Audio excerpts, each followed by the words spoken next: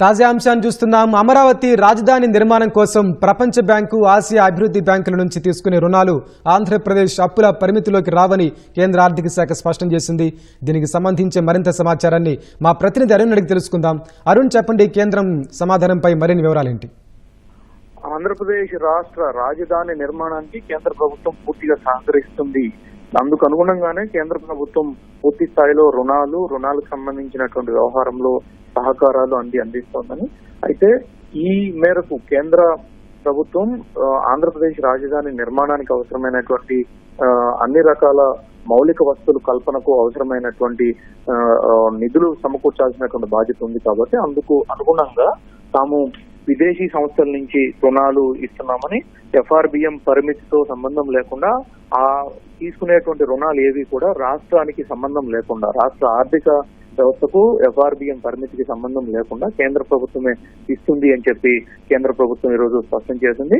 అమరావతి నిర్మాణానికి అవసరమైనటువంటి 15,000 కోట్ల రూపాయలు 6,700 కోట్ల చొప్పున ఒక్కొక్క సంస్థ నుంచి ప్రపంచ బ్యాంకు, అదేవిధంగా ఆసియా అభివృద్ధి బ్యాంకు రెండింటి నుంచి నిధులు సమకూర్చామని, ఈ నిధులు ఇంకా ఇప్పటికీ డెలివరీ కాలేదని, ఇంకా పంపిణీ పూర్తి కాలేదు అని చెప్పి స్పష్టం చేసింది. జనవరి నుంచి ప్రపంచ బ్యాంకు, అదేవిధంగా ఫిబ్రవరి నుంచి ఆసియా అభివృద్ధి బ్యాంకుకు సంబంధించినటువంటి నిధులు సిద్ధంగా అమల్లోకి వచ్చినట్లుగా కూడా స్పష్టం చేసినటువంటి కేంద్రం మౌలిక వసతుల కల్పన, రాజధాని నిర్మాణంలో అవసరమైనటువంటి అసెంబ్లీ, సచివాలయము, రాజ్భవన్, ఇతర ముఖ్యమైనటువంటి అధికారిక కార్యక్రమాలకు అవసరమైనటువంటి భవనాల నిర్మాణానికి, మౌలిక వస్తువుల కల్పనకు అన్నిటికీ ఈ నిధులు వినియోగించుకునడానికి అవకాశం కల్పిస్తుందని చెప్పి స్పష్టం చేసింది.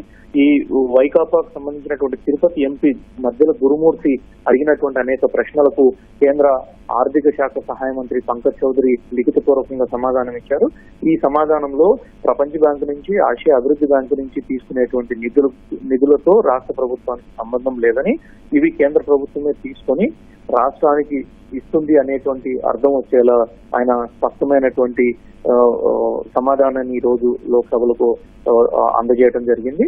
దీని ప్రకారం ఆంధ్రప్రదేశ్ సంబంధించినటువంటి ఎఫ్ఆర్బిఎం రుణ పరిమితితో ఈ రెండు సంస్థలు ఇచ్చేటువంటి నిధులు కానీ, కేంద్ర ప్రభుత్వం రాజధాని నిర్మాణానికి అవసరమైనటువంటి ఇచ్చేటువంటి నిధులతో కానీ సంబంధం లేదు అని చెప్పి స్పష్టం చేయడంతో పాటు అవసరమైనటువంటి కౌంటర్ పార్ట్ నిధులు దాదాపు 1,500 కోట్ల వరకు కూడా కేంద్ర ప్రభుత్వమే ఆంధ్రప్రదేశ్ ప్రభుత్వం తరఫున సమకూర్చుతుంది అని కూడా తన సమాధానంలో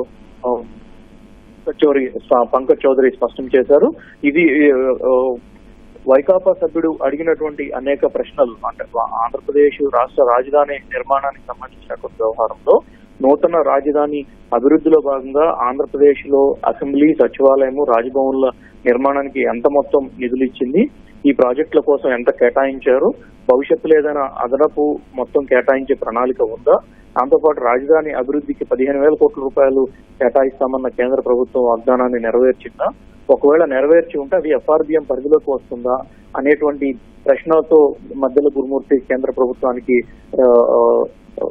సమాధానాలు కోరుతూ ప్రశ్నలు సంధించారు. వీటన్నిటికీ కలిపి కేంద్ర ఆర్థిక శాఖ సహాయ మంత్రి పంకజ్ చౌదరి స్పష్టమైనటువంటి సమాధానాన్ని లిఖితపూర్వకంగా ఈ రోజు లోక్సభలో అందజేయడంతో పాటుగా ఈ నిధులతో, కేంద్ర ప్రభుత్వం సమకూర్చేటువంటి నిధులతో రాష్ట్ర ఎఫ్ఆర్బిఎం పరిమితికి సంబంధం లేదు అని చెప్పి స్పష్టంగా తెలియజేశారు.